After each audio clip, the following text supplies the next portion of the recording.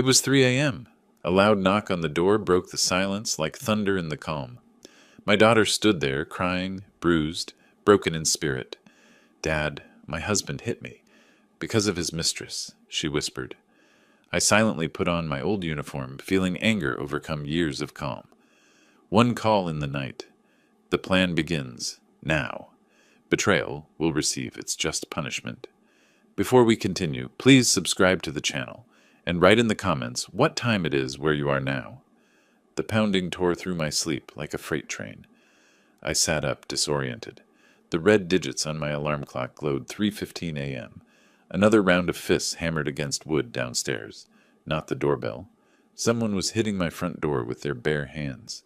My chest tightened as I swung my legs over the side of the bed. The hardwood floor felt cold against my bare feet. 35 years as a Chicago detective had taught me that nothing good happened at 3 in the morning. The pounding continued, desperate and unrelenting. I grabbed my robe from the chair and moved toward the stairs. Each step creaked under my weight. My hand found the banister, gripping the smooth wood as I descended. The sound grew louder with every step. Whoever was out there wasn't stopping. At the bottom of the stairs, I flipped the foyer light switch. Harsh brightness flooded the entryway. My fingers fumbled with the deadbolt, then the chain lock. The pounding stopped the moment I touched the door handle. I pulled the door open. Christine stood on my porch, backlit by the street lamp behind her.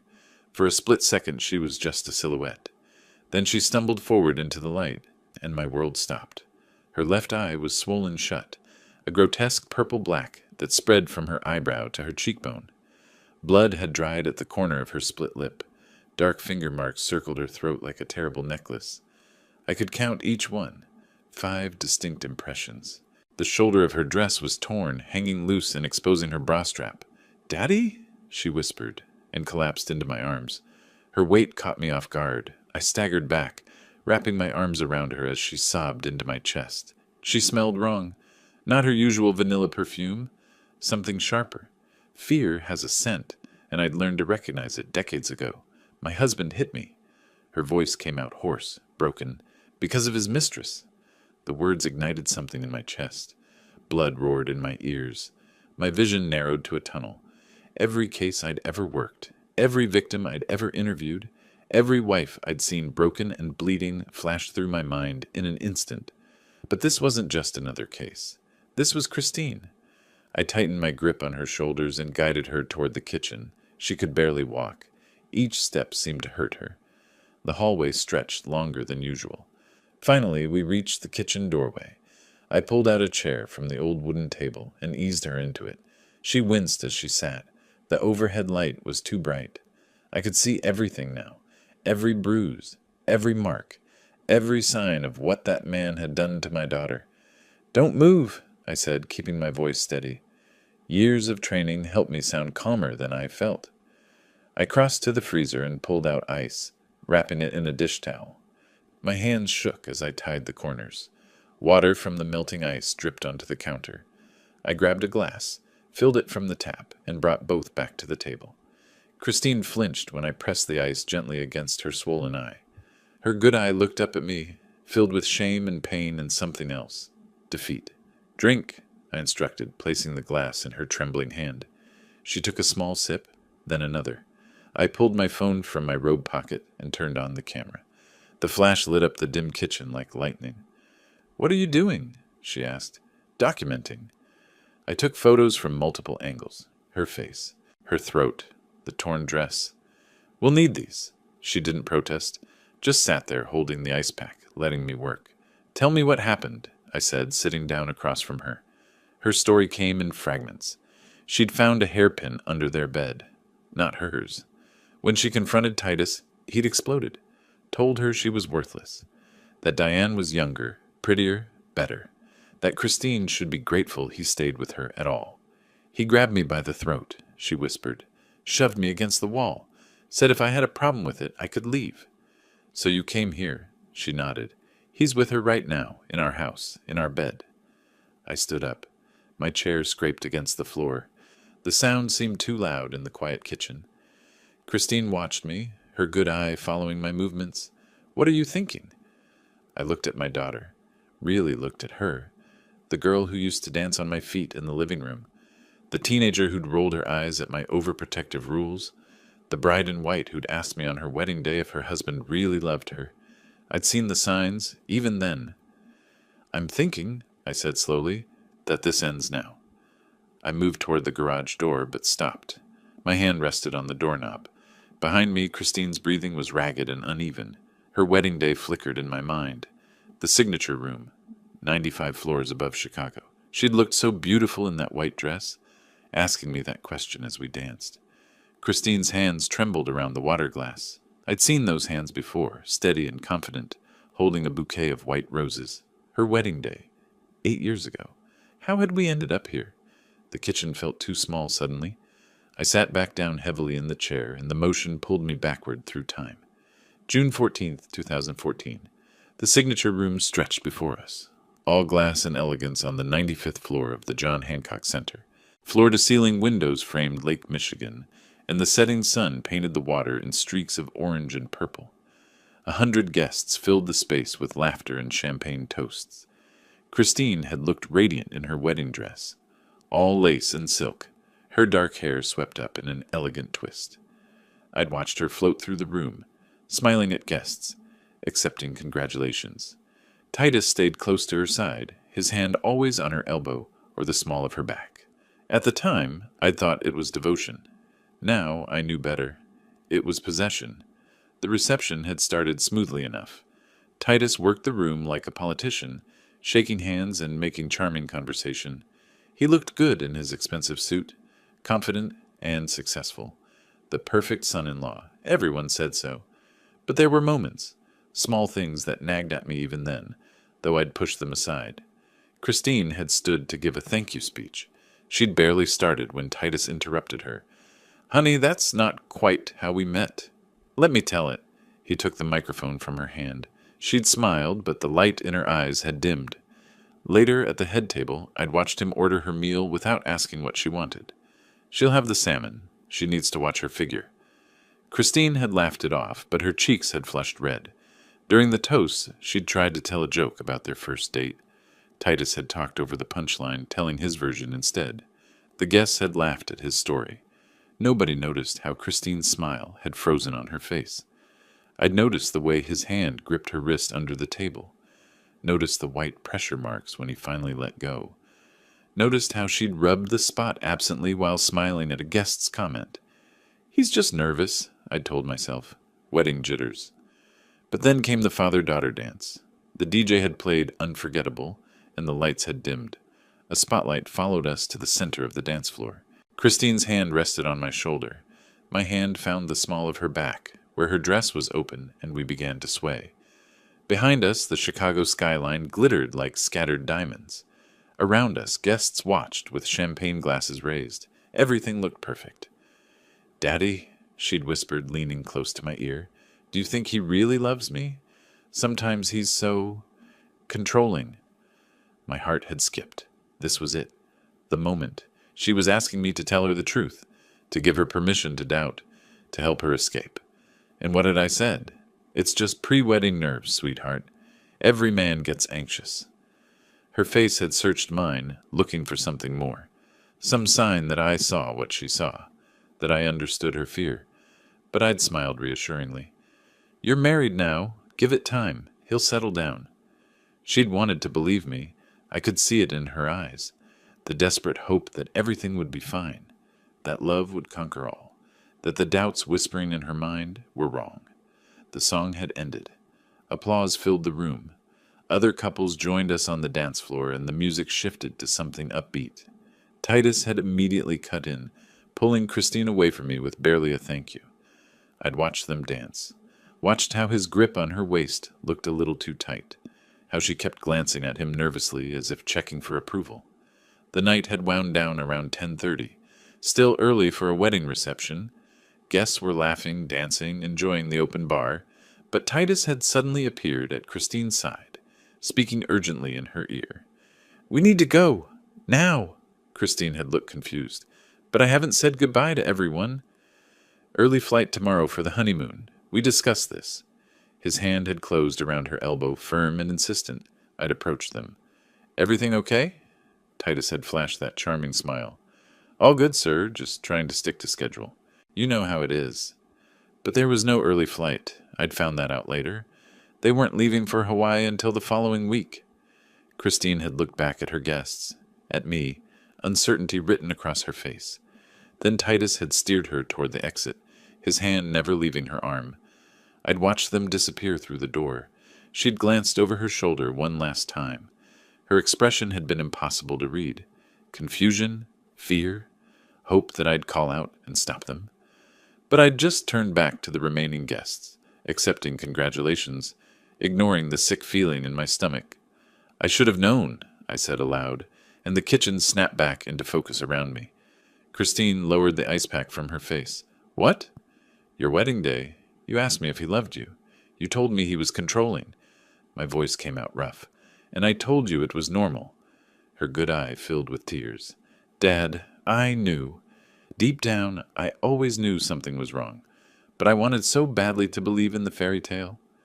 I should have listened to my instincts. Should have stopped it then. I wouldn't have listened." She reached across the table, her fingers finding mine. I ignored my own instincts too. We both wanted the happy ending. The shared guilt hung between us, heavy and undeniable. Two people who'd seen the warning signs and chosen to look away. But looking away was over. I stood up, my chair scraping against the floor. The sound echoed in the quiet kitchen. Christine watched me with her battered face, and I saw both the bride in white and the broken woman in front of me. "The wedding was just the beginning," I said. "You tried to tell me after that too, didn't you?" She nodded slowly. "So many times." Christine rubbed her wrist absently, an unconscious gesture. I'd seen her do it before. 3 years into her marriage, sitting across from me in a coffee shop. Same motion. Same excuse when I'd asked about it. I should have pushed harder. The kitchen clock showed 4:05 a.m. Outside the window, the street remained dark and empty. Inside, memories cascaded through my mind like dominoes falling. 4 years, 4 conversations, 4 chances I'd let slip away. April 2015, 11 months after that perfect wedding. The Wormhole Coffee in Wrigleyville had become our meeting spot. Small place, all exposed brick walls and vintage arcade games, smelling perpetually of dark roast espresso. We'd sit in the corner booth by the window, watching the afternoon traffic pass outside. Christine had arrived right after school let out, still carrying papers to grade. She'd looked different somehow, thinner. Her clothes hung loose on her frame, and she'd chosen a high-neck sweater, despite the spring warmth. "How's married life?" I'd asked, pushing a latte across the table to her.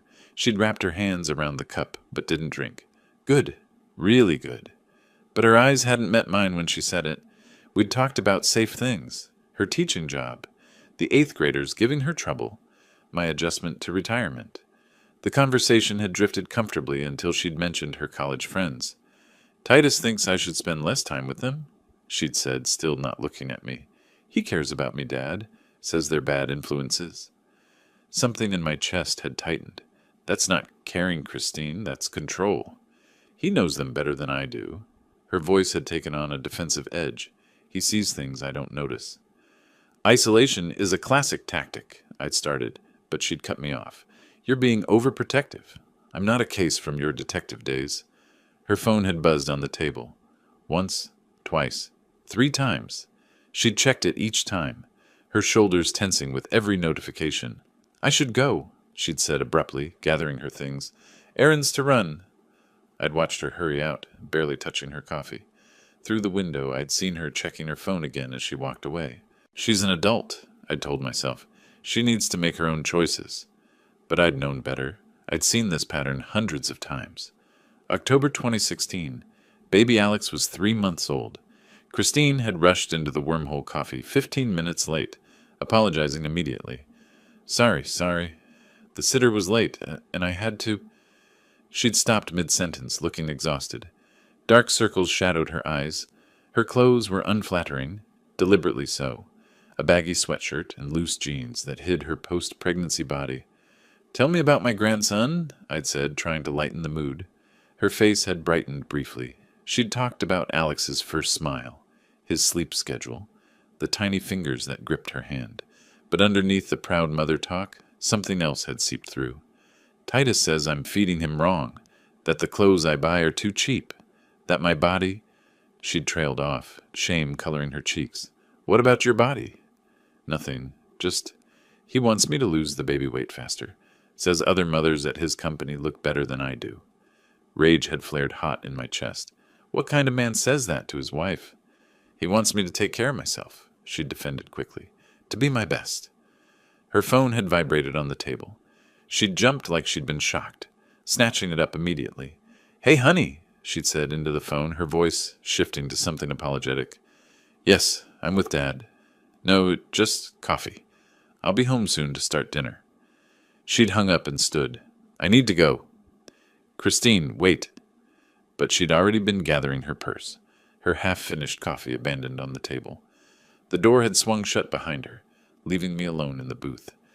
I'd sat there for another hour, turning that flinch over in my mind, the way she'd reacted to her own phone, the fear I'd seen flash across her face, but I hadn't acted, hadn't pushed, hadn't demanded answers. July 2017. Alex was almost a year old. Christine had brought him with her to the coffee shop, unusual since Titus's mother usually watched him. The toddler had sat in the corner of the booth, playing silently with a toy car, too quiet for a baby his age. We'd been talking about nothing important when Christine had reached for a napkin. Her sleeve had slid up her arm. The bruise was unmistakable, dark purple, almost black, in the clear shape of finger marks. What happened to your arm? I'd asked, my voice sharp. Panic had crossed her face. She'd yanked the sleeve down fast. I'm so clumsy lately, always bumping into things. Christine! I'd leaned forward, keeping my voice low so Alex wouldn't hear. If he hit you, I will... No! The word had come out too loud. She'd glanced at Alex, then lowered her voice. Titus would never do that. He just yells sometimes. But who doesn't yell? The lie had hung in the air between us, obvious and terrible. If you need help, I'd started. I don't. She'd stood up, gathering Alex quickly. Everything's fine. Please don't make it into something it isn't. Alex had looked up at me with wide, solemn eyes. Too serious for a child. Too aware. They'd left within minutes, Christine moving fast, not looking back. Through the window, I'd watched her strap Alex into his car seat, her movements jerky and nervous. I'd sat there holding my cold coffee, staring at the empty booth where my daughter had just lied to my face, and I'd let her. The Bruise, I said now, sitting at my kitchen table at 4:20 in the morning. That was him, wasn't it? Christine nodded, not meeting my eyes. I let you convince me otherwise? My hands clenched into fists on the table. I knew the truth, but I let you deny it. January 2018. Baby Lily was 1 month old. Alex was 2. The last time we'd met at the wormhole, winter had made the cafe feel warm and inviting against the cold outside. Christine had arrived alone, her mother-in-law watching both kids. She'd looked years older than 33. Gray strands had appeared in her hair. Her hands had shaken when she'd lifted her coffee cup. Titus has a lot of business meetings lately, she'd said, her voice flat. Comes home very late. Does he help with the kids? A bitter laugh. He says childcare is my job. I'm home for summer break anyway. Christine! I haven't been out without the children in months. Her voice had cracked. Tears had pooled in her eyes. The money's tight, but somehow he always has cash for his business dinners, and... She'd stopped, opened her mouth like she was about to say everything, about to finally tell me the whole truth. Then she'd closed it again, swallowed hard. I'm just tired. New baby. You know how it is. Leave him, I'd said bluntly. Come stay with me, you and the kids. I can't, she'd shaken her head. The children need their father. What would people think? I don't care what people think. Please, Dad. Her voice had broken completely. Don't make this harder. We'd walked out together into the bitter cold. At her car, she'd paused. I should have listened to you, she'd said quietly. About all of it. It's not too late. Maybe next time. There hadn't been a next time. Not until tonight. Back in my kitchen, 4:25 a.m., glowing on the microwave clock, I saw the pattern clearly. The classic progression I'd witnessed countless times as a detective. Isolation, criticism, violence, despair. You tried to warn me, Christine said softly, understanding where my mind had gone. I should have done more than warn. I wouldn't have listened. She touched my hand across the table. I had to hit bottom. Well? I looked at her battered face in my kitchen at 4 in the morning. This is bottom. She nodded, something like relief crossing her features. Yes, it is. I stood up, my chair scraping loud in the quiet house. No more guilt. No more looking backward. No more waiting for her to be ready. One more thing I need to tell you, Christine said. Last summer, I found text messages between Titus and Diane. They've been seeing each other for... Christine's phone lay face down on the table. Screen dark. I stared at it, and suddenly I was somewhere else. Another phone. Another summer afternoon. Photos that proved what we both suspected, but she'd refused to accept. July last year, I said quietly. You showed me pictures. Her hand moved to the phone, protective. Montrose Beach, I remember. The memory pulled me in like a riptide. It had been brutally hot that Saturday afternoon, the kind of Chicago summer day where the air shimmered above the pavement and Lake Michigan looked like salvation. I'd met Christine at Montrose Beach around 3 o'clock, the lakefront packed with families seeking relief from the heat. She'd been waiting by the concrete path, wearing oversized sunglasses that hid half her face. Even from a distance, I'd seen the tension in her shoulders, the way she kept looking around like someone might be watching. We'd walked along the shore, volleyball games erupting to our left, children shrieking in the waves to our right. Normal summer chaos. But Christine walked like she was being followed. You okay? I'd asked. Can we sit somewhere away from people? We'd found a spot on the concrete wall overlooking the beach, far enough from the crowds for privacy. She'd kept the sunglasses on. Her hands had trembled as she'd pulled out her phone. I need to show you something. Her voice had been barely audible over the lake wind. But you have to promise. Promise you won't do anything. That promise had been a mistake. I'd known it even then. What is it? I know Titus is... She'd stopped, swallowed hard. There's someone else. The suspicion hadn't surprised me. After years of watching him pull away, control her, diminish her, an affair seemed inevitable. But seeing her pain made my chest tighten. Show me. She'd unlocked her phone with shaking fingers and pulled up photos. The first showed Titus standing by his car with a woman I didn't recognize. Younger than Christine, dark hair, dressed professionally, too close. His hand on her lower back in a way that wasn't casual. Who is she? I don't know her name, not yet. Christine had swiped to the next photo. Same woman, different day, different location. Titus laughing at something she'd said, his face more animated than I'd seen it in years. I hired someone, a private detective, just for 2 weeks. Another swipe. The woman and Titus entering a restaurant together, then leaving a hotel, then sitting in his car, her hand on his thigh. Christine! The perfume, she'd interrupted, her voice cracking. I kept finding these bottles in his car. Not my brand. And lipstick marks on his collar. Wrong shade. He changed all his passwords. Won't let his phone out of his sight. She'd looked at me then, sunglasses finally off, eyes desperate. I'm not crazy, right? These photos.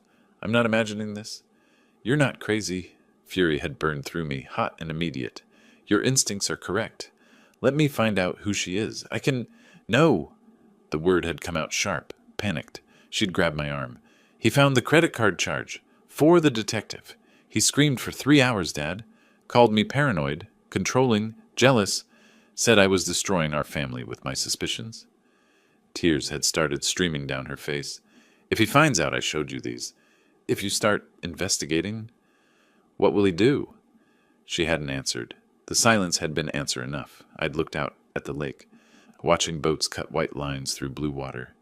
Let me use my contacts, quietly. I can find out everything. Her name, where she works, how long this has been going on. What if I'm wrong? Her voice had been small, childlike. What if it's innocent? Christine! I'd turned to face her fully. Look at these photos. There's nothing innocent here. But she'd shaken her head, already pulling back. Maybe I'm not. Maybe if I were a better wife, my body after the kids, I'm tired all the time. I'm not... Stop. The word had come out harder than intended. Don't you dare blame yourself for his choices. You're an excellent wife and mother. His betrayal is about him, not you. She'd cried then, really cried, her shoulders shaking. Around us, families had played and laughed, completely unaware of the marriage disintegrating on the concrete wall.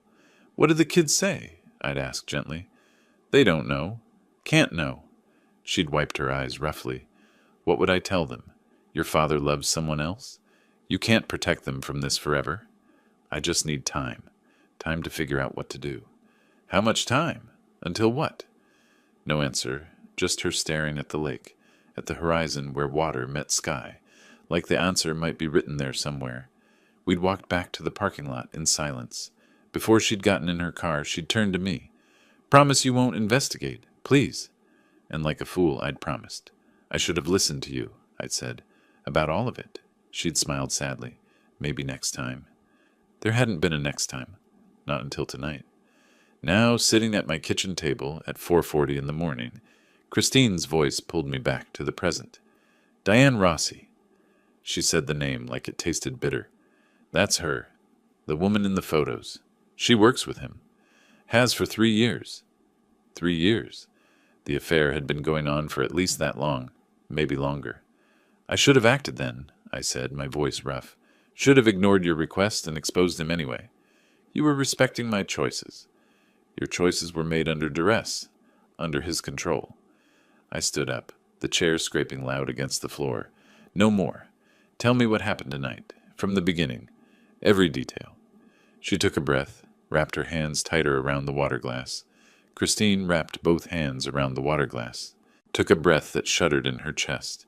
When she spoke, her voice sounded flat, distant, like she was describing events that had happened to someone else. "I left school at 2 o'clock today. Wanted to get home early. I pulled a notepad from the kitchen drawer, found a pen.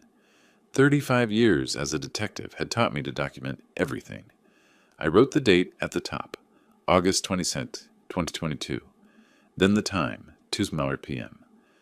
"Why early?" I asked gently. Thought maybe if I made his favorite dinner, if I tried harder.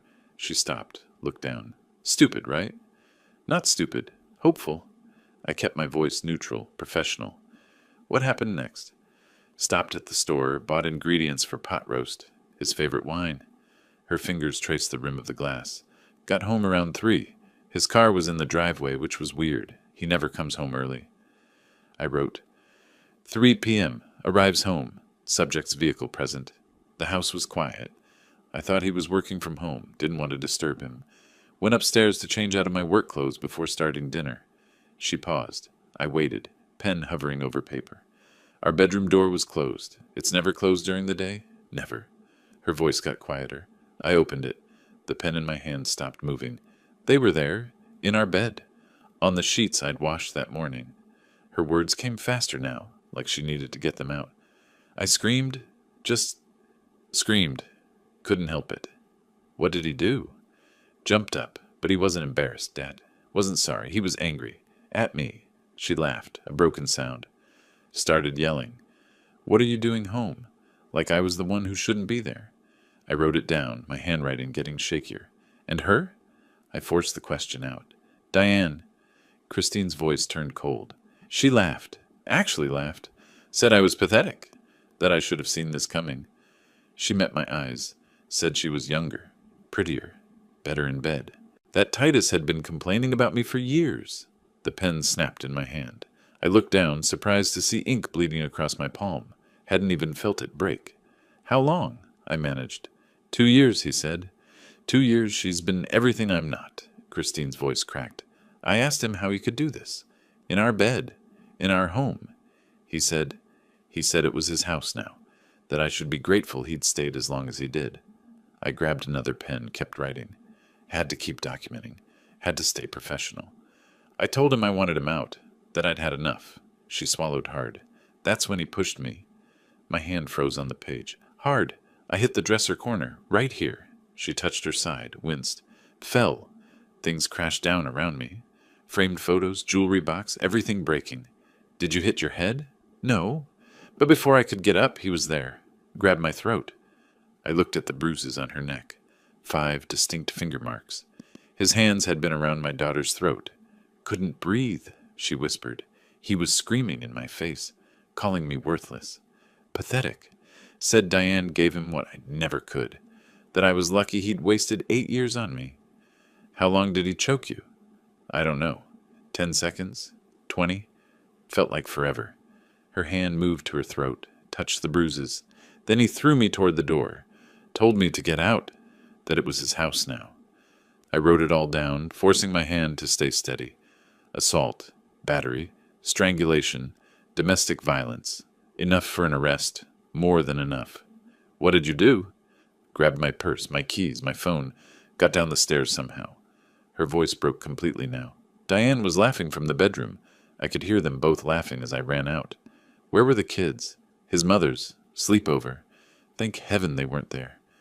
Small mercy. At least Alex and Lily hadn't witnessed their father trying to strangle their mother. Where did you go? I drove. Just drove. Couldn't think. Couldn't process. She wiped her eyes with the back of her hand. Sat in a grocery store parking lot for hours. Looked at my face in the mirror. Saw what he'd done. Knew I couldn't go back. Why didn't you call me sooner? Shame. Fear. I don't know. Her shoulders shook. Finally, around 3 this morning, I realized I had nowhere else to go. Came here. I looked at the clock. 5:15 a.m. 14 hours since it had happened. 14 hours of her suffering alone while that man celebrated his freedom with his mistress. I'm sorry, Dad. Christine's voice was barely a whisper. You warned me. Years ago. At the wedding. After. Every time we met. And I didn't listen. I stood up from the table. Put down the pen. Looked at my daughter. Bruised. Broken. Apologizing for someone else's violence. No more apologies. My voice came out steady. Cold. You're safe now. And he's going to answer for this. What are you going to do? I walked toward the garage. Toward the old cabinet where I'd kept my uniform. 35 years I'd carried a badge. Sworn to protect. Served the law. Now the law would serve my daughter. I'm going to do what I should have done years ago. I opened the garage door. I'm going to restore justice. The cabinet stood in the corner, wooden and weathered. I opened it slowly. There it was, my dress uniform, perfectly preserved. Dark blue fabric, brass buttons, the badge still polished despite years of storage. I pulled it out, felt the weight of it in my hands, held it up to the dim garage light. In the reflection of the window, I saw myself. Gray hair, older face, lines carved by time and regret. But the same eyes, the same oath. I put on the shirt first, buttoned it carefully, then the pants, the belt. The uniform fit tighter in the shoulders than it used to, but it fit. The badge went on last, clipped to my chest, still heavy, still meaningful. I looked at myself in the window reflection again. Not just a father anymore. Officer Sims. When I walked back into the kitchen, Christine looked up, saw the uniform. Something shifted in her expression. Not fear, relief. You look like yourself again, she whispered. I am myself. I helped her up from the chair. You need to rest. I'll handle everything from here. But sleep, Christine. When you wake up, this will be over. I guided her to the living room couch, found a blanket in the closet, tucked it around her. Her eyes were already closing, exhaustion finally claiming her. You're safe, I said softly, my hand on her head for just a moment. I promise. She was asleep before I left the room. I walked to my study, closed the door quietly behind me. When I walked back from the garage, Christine was still at the table. She looked up, saw the uniform, and something changed in her eyes. Recognition, like she'd finally remembered who her father really was. You still have it, she said quietly. Never got rid of it. I touched the badge on my chest. Couldn't. What happens now?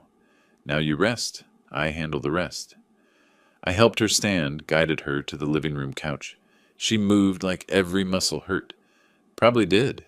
I found a blanket in the hall closet, the soft blue one she'd liked as a teenager.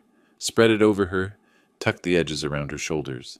She was already half asleep, eyes closing despite trying to stay awake. The kids, she mumbled, are safe at their grandmother's. We'll get them soon. I smoothed her hair back from her forehead. Sleep now. When you wake up, everything will be different. Her eyes closed fully. Within seconds, her breathing evened out.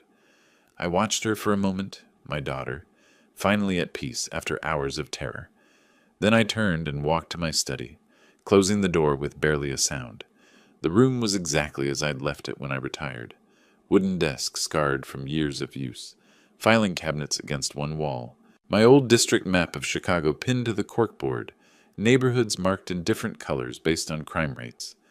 The desk lamp cast a circle of yellow light when I switched it on. I sat down in the leather chair, pulled out a fresh legal pad, and wrote at the top, Domestic Violence Incident, Christine Hale, August 22, 2022. Then I started building the timeline. 2 p.m. Victim leaves workplace early. 3 p.m. Victim arrives at residence. 5247 S. Kenwood. Off. 3:15 p.m. Victim discovers husband with another woman in marital bedroom. 3:30 p.m. Physical assault occurs. Pushing, strangulation, forced removal. 3:15 a.m. Next day. Victim arrives at father's residence. 3:20 a.m. Injuries documented with photographs. 4:45 a.m. Full statement obtained. I studied what I'd written. The elements were all there. Witness testimony. Christine's account. Physical evidence. Photographs of injuries. Probable cause. Visible bruising, marks consistent with strangulation, split lip. Documentation. Time-stamped photos. Written statement. Enough for an arrest. More than enough. I pulled out my old notebook, the one with contacts I'd kept from my years on the force. Flipped through pages of names and numbers. Some crossed out, retired, moved away, passed on. Found the one I needed, Mike Donnelly, my former partner. Still active, still working domestic violence cases. If anyone would understand the urgency, Mike would. I checked the clock, 5:35 a.m. Early, very early, but this couldn't wait. I picked up the phone, dialed his number. It rang 4 times before a groggy voice answered. Hello? Mike, it's Grover. Silence. Then, Grover? What time? I know it's early. I need your help. Official help. His voice sharpened immediately, sleep disappearing. What's wrong? My daughter. Her husband assaulted her tonight. She's here with me. Jesus, is she okay? Bruised, marks on her throat, split lip, traumatized. I kept my voice level, professional. I've documented everything. Photos, statement, timeline. Grover, you know the procedure. She needs to file a report and give him time to lawyer up, time to intimidate her, time to flee. I leaned forward, pen tapping the desk. He's still at the residence right now, Mike. Probably with the other woman. This is a legitimate domestic violence call. A pause. I could hear him thinking, weighing options. What do you need? Official police response. I've got probable cause. Victim testimony. Evidence. I gave him the address. 5247 South Kenwood Avenue, Hyde Park. Subject is Titus Hale, 38. Works in logistics. Strong, physically capable. Mistress may still be present. You want us to arrest him? I want you to respond to a domestic violence call with documented injuries and witness statement. What happens after that follows protocol. Another pause. Longer this time. When? Now. 6 a.m. I'll meet you 2 blocks away. I checked my map of Hyde Park. Harper Avenue, near the park. Bring Rodriguez if he's on shift. You're coming? I'm the victim's father. I have a right to be present. Grover, Mike's voice carried a warning. Keep it professional. Always do. I almost smiled. 35 years, I never crossed that line. Not starting now. Give me 30 minutes. Don't do anything until we're there. Understood. This goes by the book, Mike. Every step. 30 minutes. The line went dead. I sat back in my chair, looked at the notes spread across my desk. Timeline, evidence, contact information. Everything documented, everything legal, everything right. I glanced at the map of Chicago, found Hyde Park, traced the route from here, Lincoln Park, down Lakeshore Drive. 7 miles. 15 minutes at this hour with almost no traffic. I started a new page. Questions for interrogation. Where were you on August 22nd between 4 p.m.? Who was present in the residence? Did you have physical contact with your wife? Did your wife require medical attention? Has there been prior domestic violence in this relationship?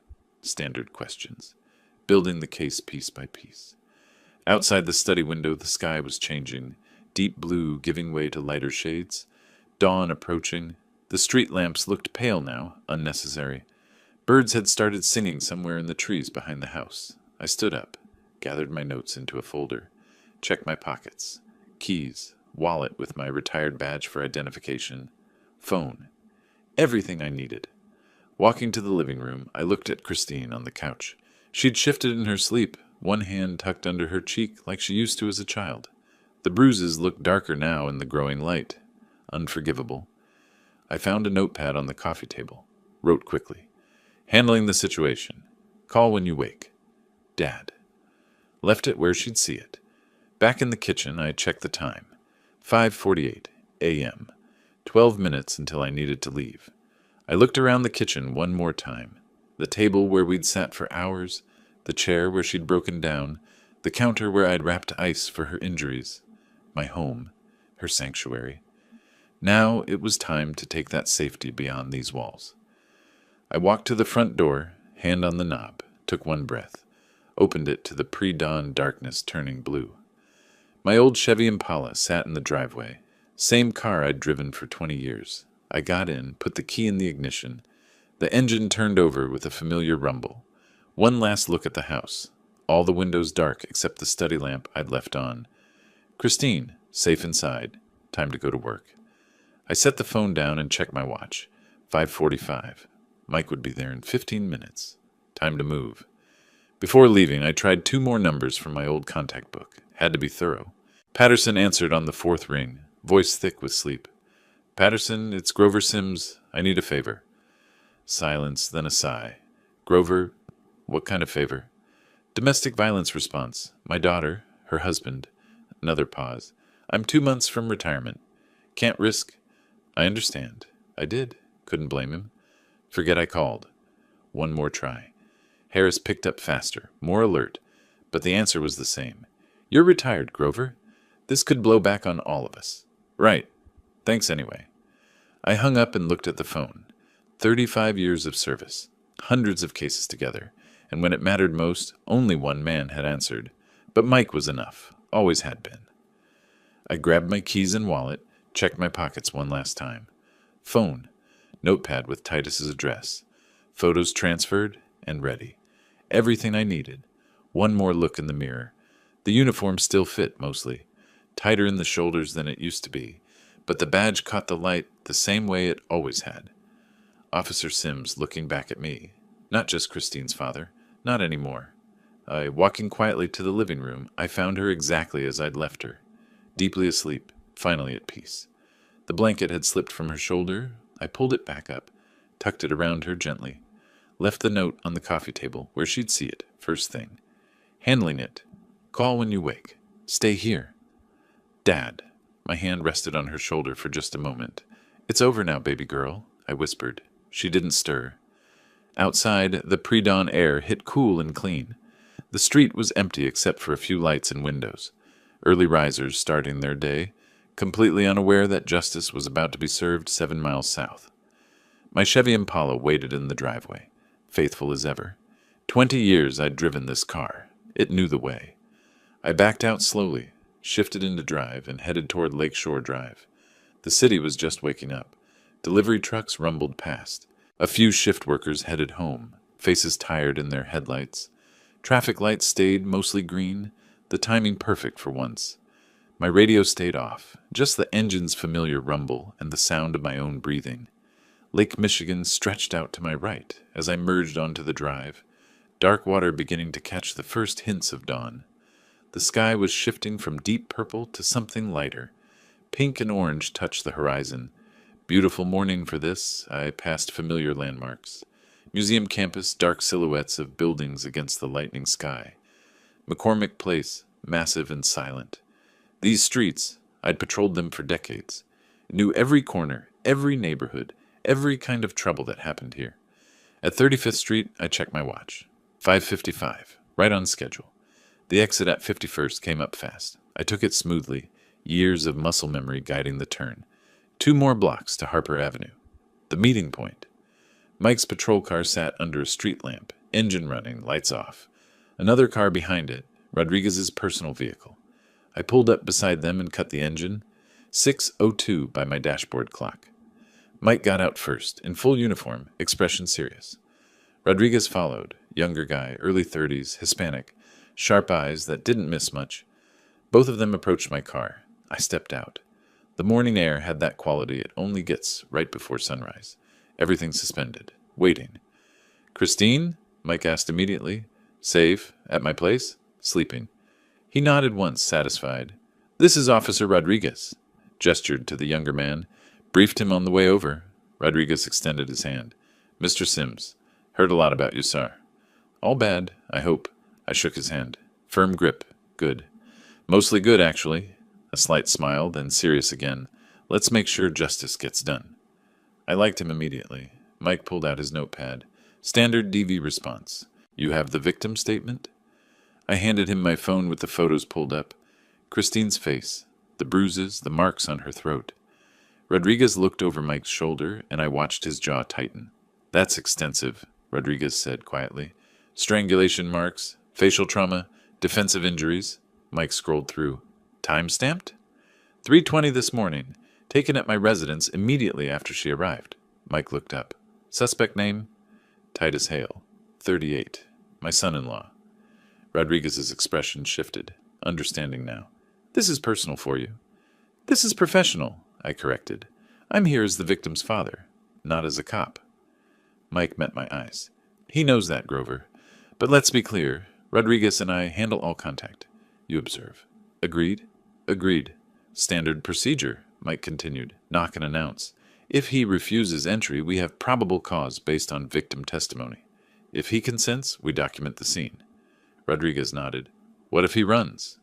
"Fenced yard," I said. "Only one exit. Front door." "Then he won't get far." Mike closed his notepad. "Address?" 5247 South Kenwood. 2-story townhouse. His BMW should be in the driveway. Might be another car, the mistress. "She was present during the assault?" "According to Christine, yes. Found them together in the bedroom." Mike and Rodriguez exchanged glances. "Witness," Rodriguez said. "Potentially." Mike looked at both of us. "Let's move. Grover, you follow behind. Park across the street. Stay by your vehicle unless we need you." "Understood." We got back in our cars. Mike's patrol car pulled out first. No lights, no sirens. Didn't want to alert the neighborhood yet. I followed 2 car lengths behind. 2 blocks felt longer than 7 miles. The houses on Kenwood were quiet, respectable. Families sleeping, kids safe in their beds, completely unaware. A dog barked somewhere. Birds were starting their morning songs. Normal life about to be interrupted. There. 5247. 2-story brick townhouse. Peaked roof. Small front yard. Titus's black BMW sat in the driveway, expensive and sleek. Next to it, a smaller sedan. Silver Honda. Diane's, most likely. Mike's patrol car slid smoothly to the curb directly in front. I parked across the street at an angle. Clear view of the front door. All 3 of us got out simultaneously. An upstairs window showed light. Bedroom. They were awake, or had never gone to sleep. Rodriguez adjusted his radio. Mike's hand rested near his weapon. Standard position, nothing aggressive yet. Just ready. They crossed the street. I stayed by my car, exactly as promised. Watched them walk up the driveway, past the BMW, past the Honda, up the 3 steps to the front porch. The sun was breaking over the horizon now, golden light spreading across the quiet street. Beautiful morning. Perfect timing. Mike raised his fist to knock. Mike's fist hit the door 3 times. Solid. Authoritative. The sound echoed down the quiet street, and I saw curtains twitch in a neighbor's window. 10 seconds passed. Nothing. Mike knocked again, harder this time. "Chicago police, open the door." I watched the upstairs window. Movement behind the curtain. Someone looking down, then pulling back quickly. Rodriguez noticed too, his hand moving toward his radio. 20 more seconds. The foyer light flicked on, visible through the small window beside the door. Footsteps inside, heavy on stairs. Someone was coming. The lock turned. Chain rattled. The door cracked open about 4 inches. Chain still engaged. Titus's face appeared in the gap. Hair disheveled. Bathrobe hastily thrown on. Squinting against the morning light. "What the—" He blinked, focused. "It's 6 in the morning. What do you want?" Mike held up his badge, professional and calm. "Officer Donnelly, Chicago PD. Are you Titus Hale?" "Yeah, that's me." Titus's voice carried irritation, but underneath I heard something else. Nervousness. "What's this about?" "We need to speak with you about an incident yesterday involving your wife." Titus's face changed. Brief panic. quickly masked. What incident? There's no incident. Everything's fine. Can you open the door completely, sir? Titus hesitated. His eyes moved past Mike to Rodriguez, then across the street to me. Recognition hit him like a physical blow. His face went pale. Grover? The chain slid off. Door opened wider. He was trying to process, trying to understand. What? Why are you in uniform? I stepped forward from my car, staying on the sidewalk, but making sure he could see me clearly. Where's Christine, Titus? She left. We had an argument. She left. His voice was shaking now. Whatever she told you, Rodriguez cut in. Where is your wife currently, Mr. Hale? I don't know. She just took off. Titus looked between the three of us, calculating, tried for charm. Officers, listen, this is just a misunderstanding between husband and wife. You know how it is. Arguments happen. We have a report of domestic violence. Mike's voice stayed level. That's why we're here. Domestic violence? Titus forced a laugh that came out hollow. Christine's being dramatic. She exaggerates things. Always has. Behind him, lighter footsteps on the stairs. A woman's voice, sleepy and confused. Titus? What's going on? Diane appeared over his shoulder, wearing one of Titus's shirts and nothing else. Bare legs, hair messed from sleep. She froze when she saw the uniforms. Rodriguez's eyebrows went up. And who is this, Mr. Hale? Titus turned white. We work together. I live down the street, Diane interrupted, then seemed to realize how ridiculous that sounded at 6 a.m. in his shirt. We were working late. Ma'am, I need you to stay where I can see you. Mike's tone left no room for argument. Diane tried to back toward the stairs, but Rodriguez moved slightly, blocking her path with his presence alone. She stayed put, arms crossing over her chest. Is this about Christine? Diane's voice carried a defensive edge. Because she's always causing drama. Always playing the victim. I felt my hands curl into fists. Mike noticed, stepping slightly between me and the doorway. Rodriguez's eyes narrowed. Playing the victim how, exactly? Diane's mouth opened, then closed. She'd realized her mistake, but kept going anyway. Maybe she wanted this. Maybe she drove him to... Diane! Titus snapped. Shut up! Drove him to what, ma'am? Rodriguez pressed. Diane went pale. I didn't mean we're just colleagues. This is all... Colleagues? I said quietly, my voice carrying across the space. At 6 a.m, in his house, wearing his shirt. She backed up another step, hitting the stairway railing. Mike took control.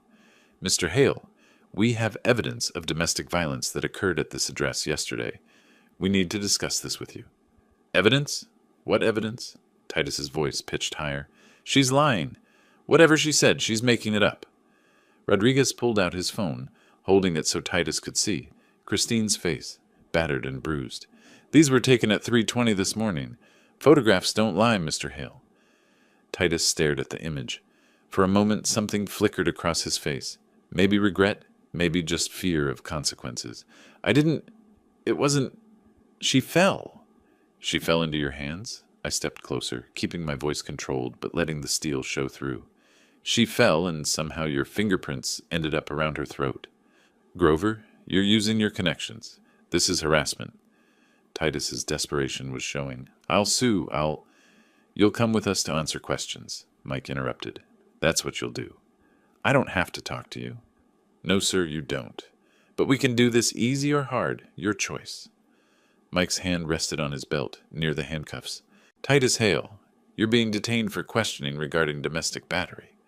This is insane. Titus tried to close the door. Rodriguez's foot blocked it. Mike continued, unruffled. You have the right to remain silent. Anything you say can and will be used against you in a court of law. You have the right to an attorney. I know my rights. I'm calling my lawyer. But Titus's voice cracked. He knew it was real now. That's your right, sir. But first, we'd like to look inside.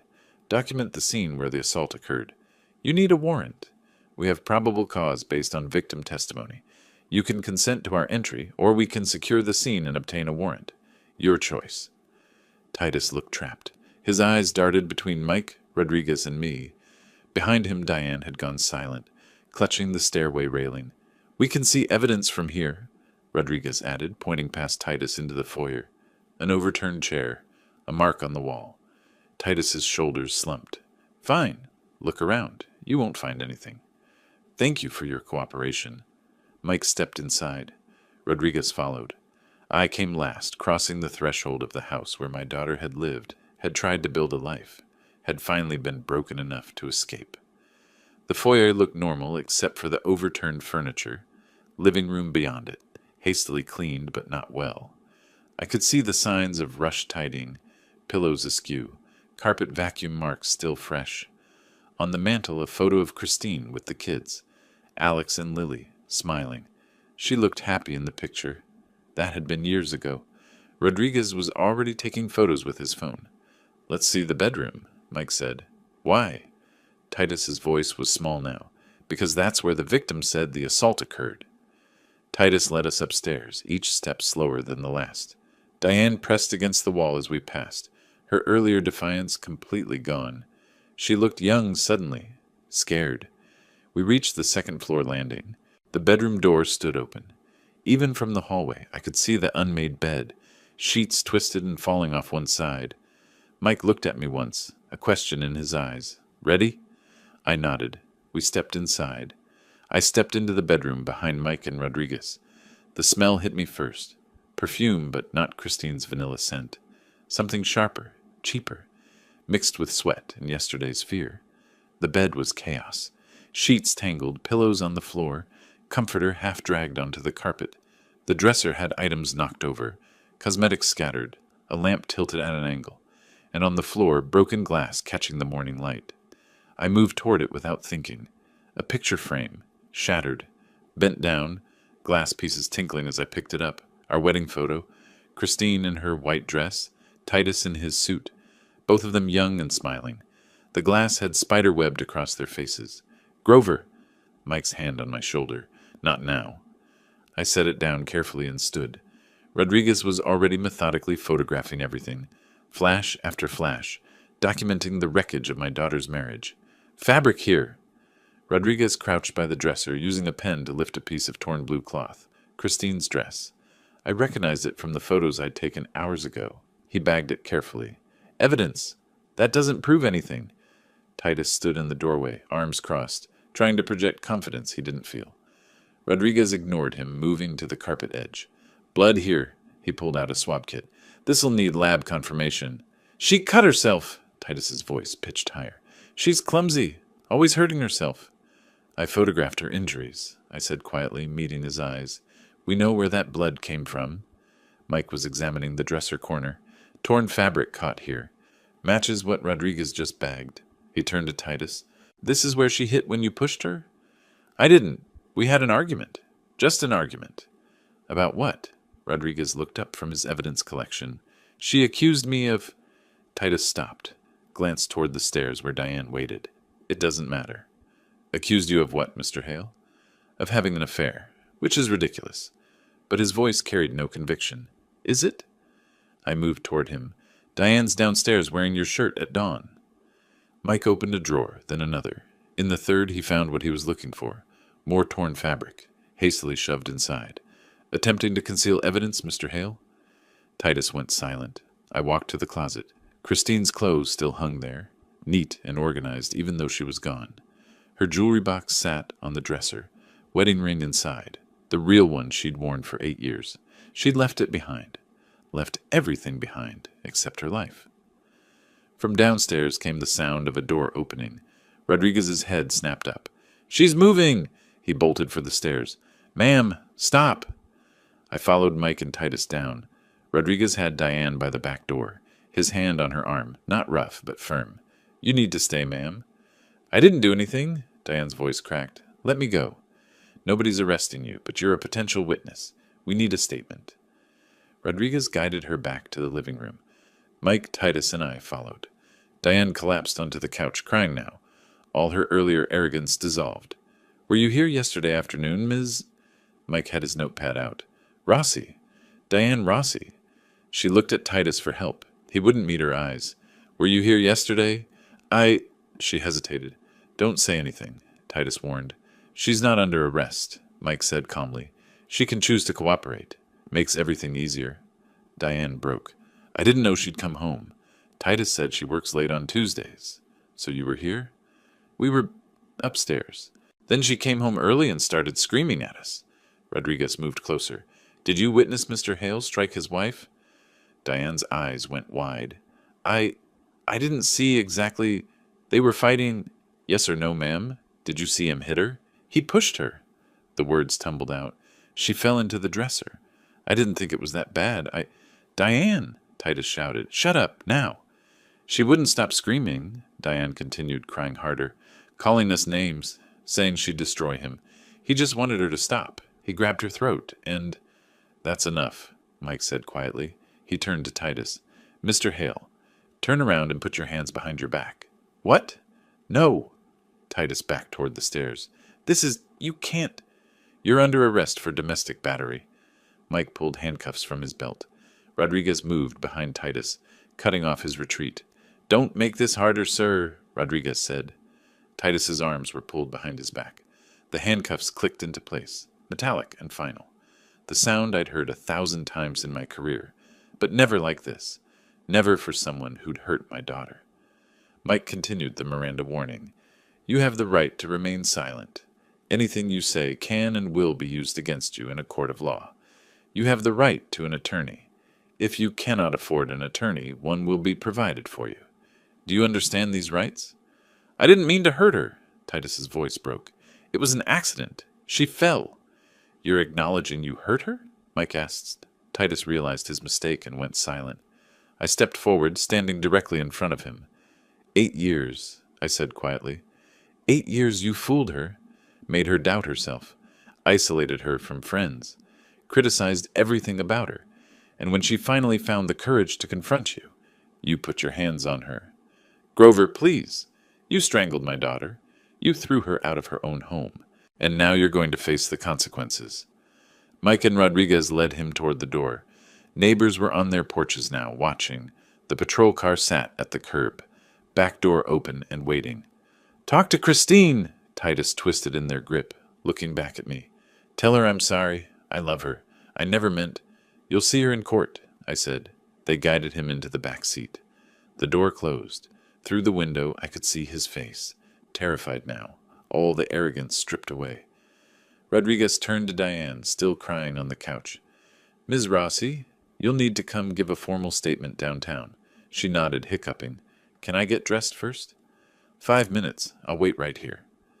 Mike walked over to me, standing on the front lawn as the sun rose fully over the houses. Golden morning light, birds singing, the world continuing like nothing had happened. You good? Mike asked. Yeah. I took a breath. Thanks, Mike. Christine needs to file an official report, soon as possible. I'll bring her in today. We'll make this stick. I promise you, Grover. He's not walking away from this. I looked at the patrol car with Titus visible in the back seat. Then at the house behind us, scene of crime, now scene of justice. I know you will. Mike squeezed my shoulder once, then walked back to his car, started the engine. I watched the patrol car pull away, taking Titus toward booking, toward arraignment, toward everything he deserved. Rodriguez came out with Diane 5 minutes later, now dressed, still crying. They got in his car and followed Mike's patrol vehicle down the street. I stood alone on the lawn. The neighbors had gone inside. The street was quiet again. Normal morning in Hyde Park, except for one townhouse where everything had changed. I got in my Impala, started the engine. One last look at 547 South Kenwood. Then I pulled away, heading north toward home, toward Christine, toward telling her it was finally over. The arrest was just the beginning. The real work, making sure he paid fully, would come in court. But for now, this morning, justice had been served, and my daughter was safe. The courthouse steps seemed steeper than I remembered. 35 years I'd climbed them as a detective, bringing cases, testifying, watching justice unfold. Now I climbed them as a father, my daughter's hand trembling in mine. 6 weeks had passed since that August morning when I'd watched Titus being driven away in handcuffs. 6 weeks of police reports, prosecutor meetings, and Christine finding the courage to tell her story again and again. The children had moved back into the house, Titus barred by court order from coming within 500 feet. She'd repainted their bedroom, thrown out the sheets, started rebuilding. Today would make it official. I can do this, Christine whispered as we passed through security. Her voice carried more conviction than it had 6 weeks ago. I know you can. The Cook County Courthouse smelled the same.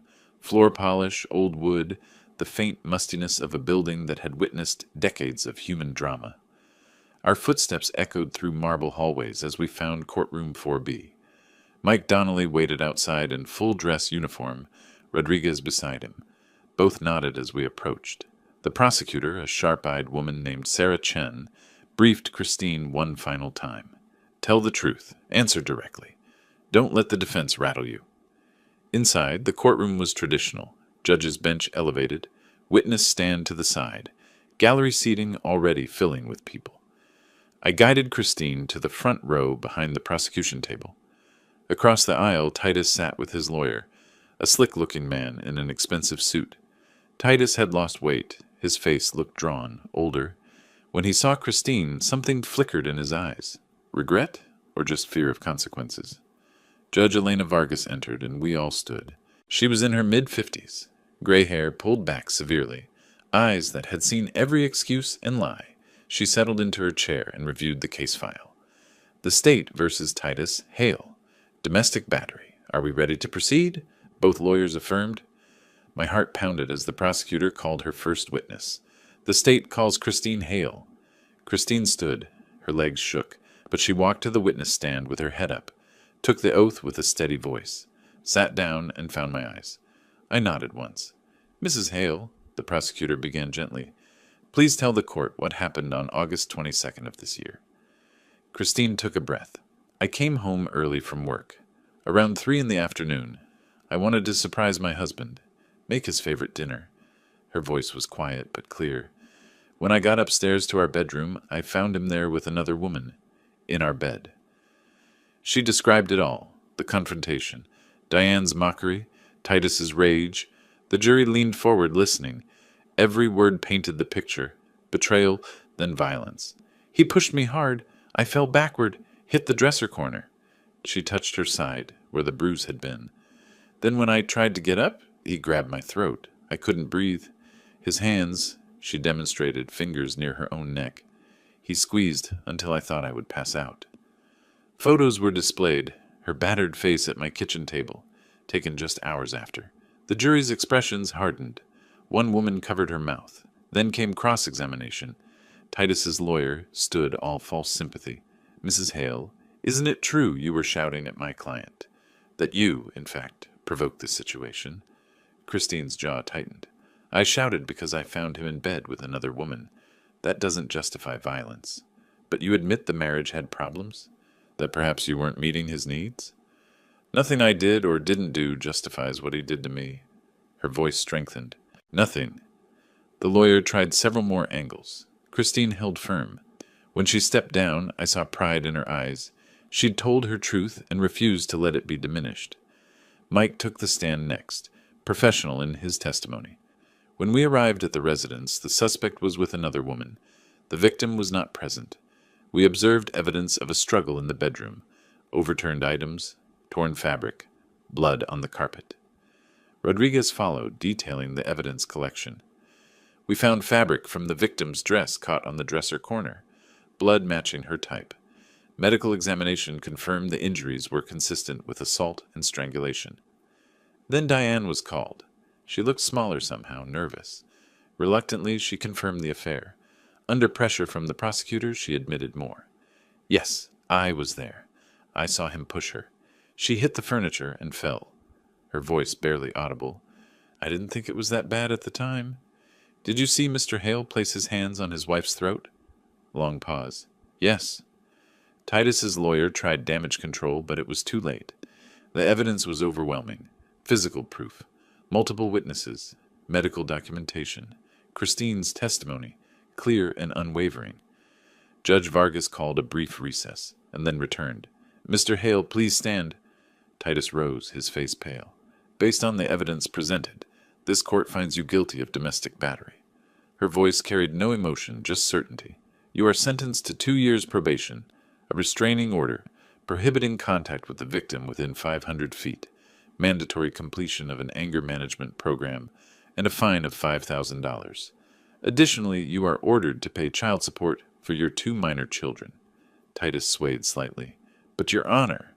I'm finished. Next case. The gavel fell. That sound, wood striking wood, echoed through the courtroom like a final punctuation mark. Christine's shoulders shook. I put my arm around her as quiet tears streamed down her face. Not tears of pain this time. Relief. It's over, she whispered. Finally. Over. Justice won, sweetheart. We stood as people filed out. Mike approached, shook my hand. Good outcome, Grover. Thanks for everything, Mike. Walking down those courthouse steps, Christine leaned on me. The afternoon sun felt warmer than it had on the way in. At the bottom, she stopped and looked back up at the building. What now? She asked. I squeezed her shoulder.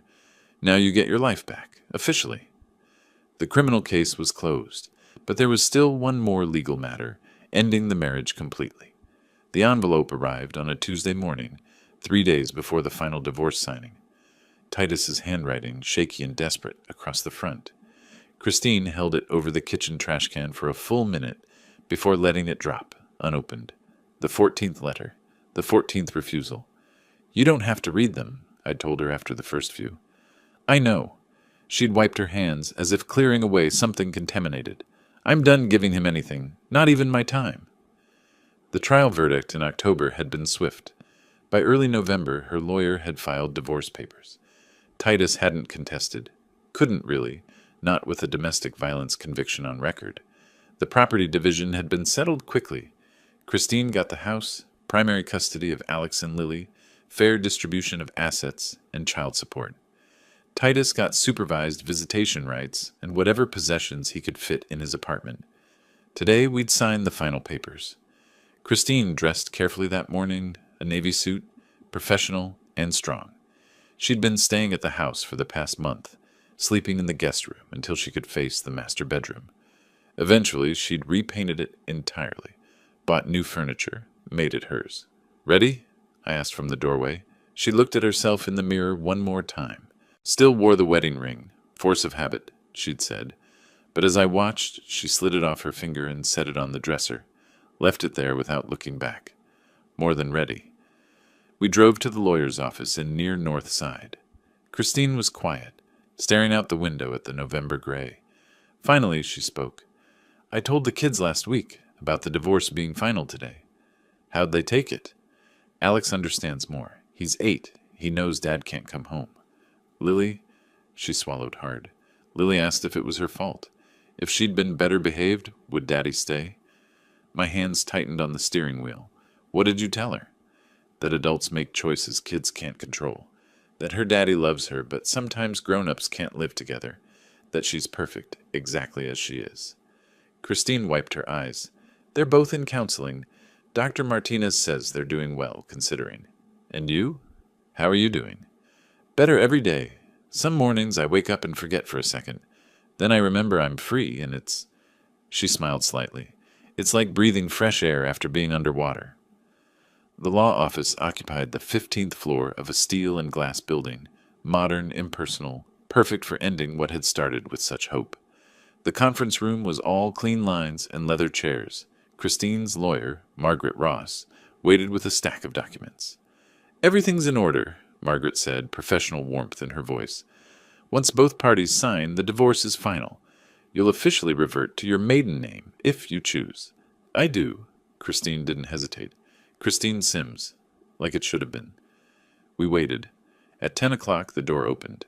Titus's lawyer entered first, then Titus himself. He looked worse than he had in court. Suit wrinkled despite obvious effort, eyes hollow, hands shaking as he set down his briefcase.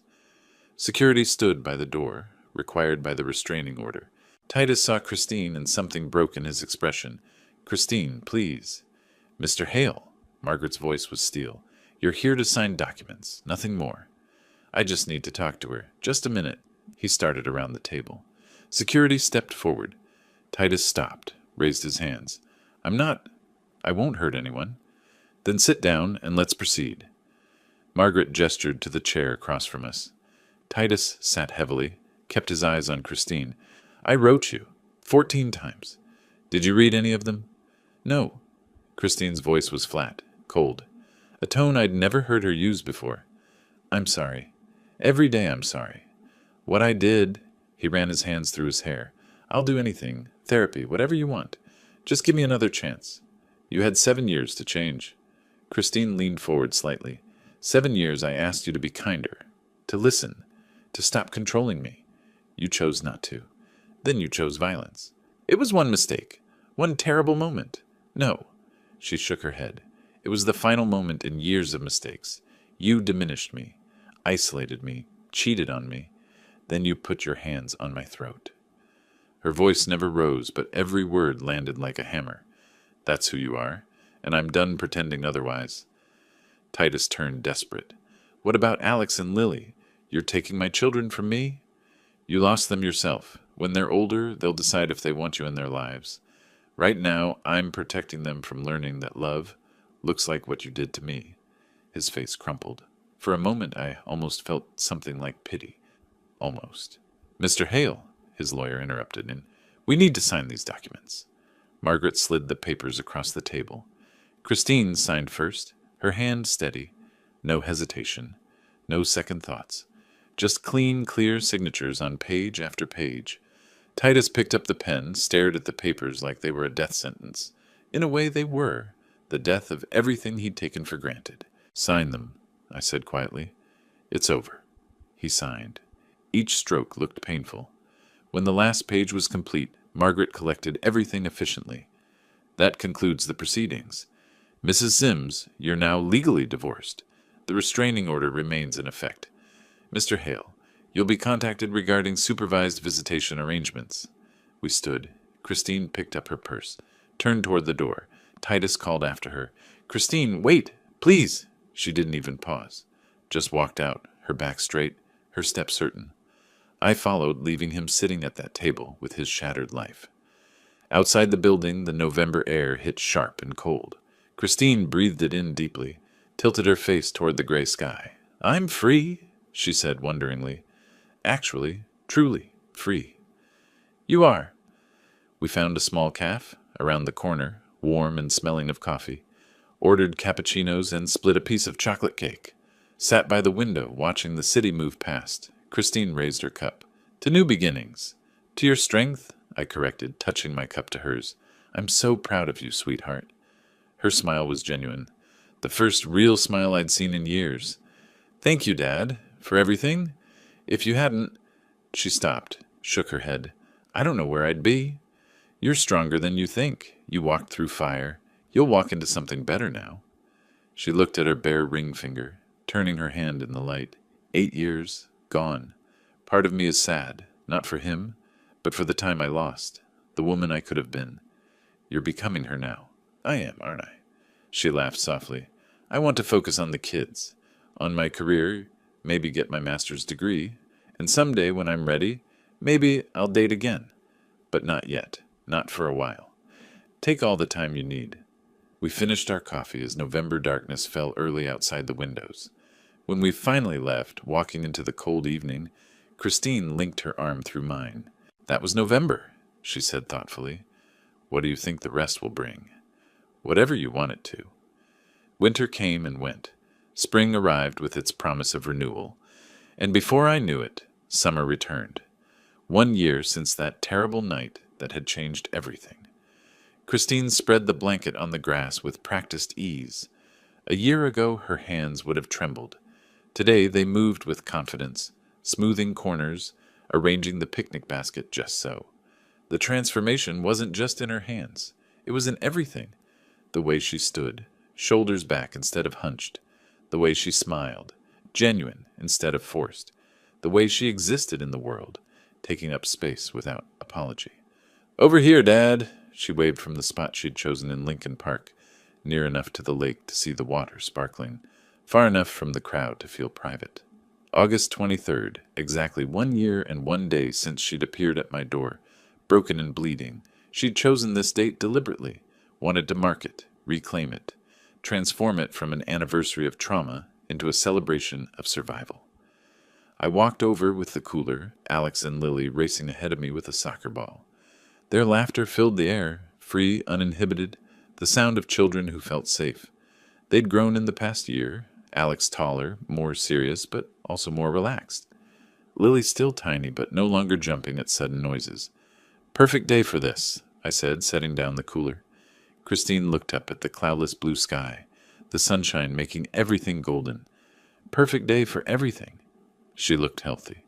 Really healthy. The gauntness had filled out, color had returned to her cheeks, and her eyes, those eyes that had been so haunted, now sparkled with actual joy. She wore a simple sundress, hair loose around her shoulders. Sandals kicked off already. Relaxed in a way I hadn't seen since she was a teenager.